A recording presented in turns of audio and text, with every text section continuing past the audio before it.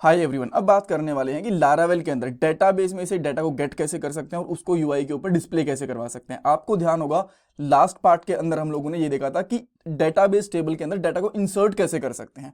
उसी पार्ट को आगे कंटिन्यू करेंगे और जो डाटा हम लोगों ने डेटाबेस के अंदर स्टोर करा था लास्ट वाले पार्ट में, यहाँ पे आप देख सकते हो 4 डाटा हम लोगों ने एंटर करे थे, उन्हीं डाटा को हम लोग यहाँ पे डिस्प्ले करवाएंगे। तो क्या क्या करना पड़ेगा, सबसे पहले एक व्यू के लिए न्यू फाइल बनेगी, देन एक राउटर बनेगा और कंट्रोलर फंक्शन बनेगा। यहाँ पे कंट्रोलर फाइल नहीं बनेगी, जो लास्ट पार्ट के अंदर कंट्रोलर बनाया था उसी के अंदर एक और फंक्शन यहाँ पे हम लोग ऐड कर देंगे लिस्ट को गेट और डिस्प्ले करवाने के लिए, राइट। देन उसके बाद में डाटा को फेच करेंगे माइस्क्यूएल टेबल में से, यूआई के ऊपर उसको डिस्प्ले करवा देंगे, टेस्ट करेंगे सब कुछ अच्छे से काम कर रहा है कि नहीं कर रहा, लास्ट में कुछ इंटरव्यू क्वेश्चन भी डिस्कस कर लेंगे। ये हमारी लारावेल 11 की प्लेलिस्ट है जो आपकी डेफिनेटली हेल्प करने वाली है लारावेल की जॉब में, प्रोजेक्ट में, इंटरव्यूज में। सो पूरी प्लेलिस्ट देखना, लिंक मैंने डिस्क्रिप्शन बॉक्स में डाल दिया। ऑल राइट, सो अच्छा, यहाँ पे आपको लारावेल डेटाबेस के अंदर स्टूडेंट्स नाम से टेबल दिख रही है, इसी का हम लोग यहाँ पे डाटा को फेच करने वाले हैं। देन अब मैं क्या करता हूँ, सिंपली टर्मिनल के ऊपर जाता हूँ और एक यहाँ पे मैं व्यू क्रिएट कर लेता हूँ। यहाँ पे सबसे पहले हटा देता हूँ सब कुछ और यहाँ पे लिखूंगा PHP आर्टिसन मेक व्यू, और व्यू का नाम मैं यहाँ पे लिखता हूँ लिस्ट स्टूडेंट। लास्ट वाले पार्ट के अंदर हम लोगों ने डाटा को स्टूडेंट वाले डाटा को इंसर्ट करवाया था, तो वहां पे व्यू का नाम रखा था एड स्टूडेंट, यहाँ पे रख लेते हैं लिस्ट स्टूडेंट, बिकॉज हमें यहाँ पे स्टूडेंट्स की लिस्ट दिखानी है। अगर आप यहाँ पे आप कोड पे आते हो रिसोर्सेज के अंदर, तो यहाँ पे आपको list underscore student dot blade dot PHP करके एक फाइल मिल भी जाएगी। सबसे पहले मैं यहाँ पे एक H1 टैग लगा देता हूँ और यहाँ पे लिखता हूँ स्टूडेंट लिस्ट, इस तरीके से, ठीक है। अब जो नेक्स्ट चीज हमें करनी है, हमें जाना है कंट्रोलर के ऊपर। कंट्रोलर के ऊपर मैं एक फंक्शन बनाता हूँ सिंपल सा, ठीक है। इस फंक्शन का मैं यहाँ पे नाम लिखता हूँ लेट्स से लिस्ट, इस तरीके से। एंड देन हम लोग यहाँ पे करेंगे रिटर्न, और अभी के लिए मैं यहाँ पे कर देता हूँ स्टूडेंट लिस्ट, इस तरीके से जस्ट एक डमी टेक्स्ट रिटर्न कर रहा हूँ अभी के लिए। अच्छा, और ये जो फंक्शन है ना, ये हमें कहाँ बनाना है, जब हमारा ये ऐड वाला फंक्शन खत्म हो जाता है। थोड़ी सी इसमें एक्स्ट्रा लाइन्स हैं, इनको हटा के इसके बाहर बनाते हैं इसको, ठीक है। अब इसके लिए हमें एक राउट भी बनाना पड़ेगा, तो उसके लिए हमें जाना पड़ेगा यहाँ पे web.php के अंदर। एंड आप चाहो तो ऊपर वाले राउट को ही कॉपी कर लो, मैं यहाँ पे इसको पेस्ट कर देता हूँ मेरे। अच्छा, इसका पहली चीज़, इसका जो टाइप रहेगा मेथड का वो गेट रहेगा, बिकॉज कुछ स्टोर नहीं करवा रहे। जब स्टोर करवाते हैं तो हम लोग पोस्ट मेथड यूज़ करते हैं, जब डेटाबेस में से डाटा को फेच करते हैं तो गेट मेथड यूज़ करते हैं। देन इसके बाद हम लोग यहाँ पे लिखेंगे लिस्ट की, हम लोग लिस्ट गेट कर रहे हैं और हम लोगों ने इस फंक्शन का नाम भी लिस्ट ही रखा हुआ है, तो कंट्रोलर के अंदर तो यहाँ पे भी लिस्ट ही आएगा हमारे पास, ठीक है। अब मैं यहाँ पे क्या करता हूँ, PHP आर्टिसन सर्वर को स्टार्ट करता हूँ, PHP आर्टिसन सर्व, और यहाँ पे सिंपली आके लिखूंगा लिस्ट। जैसे मैं यहाँ पे लिस्ट पे क्लिक करता हूँ तो आप देख सकते हो, थोड़ा सा मैं इसको यहाँ पे जूम इन करता हूँ, आप देख सकते हो यहाँ पे स्टूडेंट लिस्ट, ये चीज़ लिखी हुई आ गई यहाँ पे, ठीक है। बिकॉज यहाँ पे फंक्शन हमारा कॉल हो चुका है प्रॉपरली, जो ये फंक्शन बनाया था। बट अब ये राउट बन गया, व्यू बन गया, कंट्रोलर बन गया। और अगर आप यहाँ पे चाहते हो कि व्यू डायरेक्टली रिटर्न करवा दे, तो जो हमारे व्यू का नाम बनाया था लिस्ट स्टूडेंट, वो भी आपको यहाँ पे दिख जाएगा। लास्ट में सेमीकोलन लगा देता हूँ एंड देयर वी गो, ये भी परफेक्टली काम कर रहा है। अब मुझे डेटाबेस में से डाटा को फेच करना है। मॉडल को हम लोग लास्ट वाले पार्ट के अंदर ऑलरेडी इंपोर्ट करवा चुके हैं स्टूडेंट वाले को, बिकॉज ये स्टूडेंट वाला मॉडल ही हमें डाटा को निकाल के देता है हमारी स्टूडेंट्स वाली टेबल से। सो अब हम लोग यहाँ पे एक वेरिएबल ले लेते हैं जिसका नाम रखेंगे स्टूडेंट, या फिर स्टूडेंट डाटा रख सकते हो आप लोग, जो भी आपको ठीक लगे। देन उसके बाद हम लोग यहाँ पे क्या करते हैं, जो स्टूडेंट हम लोगों ने मॉडल बनाया था उसके अंदर कोलन ऑल फंक्शन को यूज करते हैं। ऑल फंक्शन बेसिकली क्या करता है, जितना भी डाटा होता है इस टेबल के अंदर स्टूडेंट वाले के अंदर, इसको निकाल के दे देगा। और आप अगर यहाँ पे रिटर्न भी कर दोगे ना एक बार के लिए, आप बोलोगे नीचे रिटर्न कर रखा है, कोई बात नहीं, बट एक बार मैं आपको दिखाना चाहता हूँ, अगर इसको डायरेक्टली रिटर्न कर दोगे और यहाँ पे आके रिफ्रेश करोगे तो आपको दिखेगा जितना भी डेटाबेस के अंदर डाटा है वो सब कुछ हमें यहाँ पे दिख रहा है। परफेक्ट, कोई दिक्कत नहीं है।